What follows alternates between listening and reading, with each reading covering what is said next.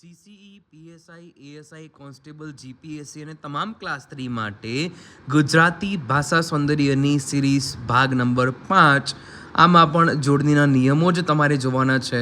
દરેક વિદ્યાર્થી મિત્રો પેપર લેવાનો છે, એની અંદર આ બધી જોડણીઓ જાતે એકવાર લખવાની છે, જેથી કરીને તમને આ જોડણી કઈ રીતે પરીક્ષામાં તમારી નજર સાચી પડે કે ભાઈ આ જોડણી સાચી, આ જોડણી ખોટી. કારણ કે પરીક્ષામાં આપણને નીચેના પૈકી કઈ જોડણી ખોટી છે, નીચેના પૈકી કઈ જોડણી સાચી છે, આ જ પ્રશ્નો આવશે.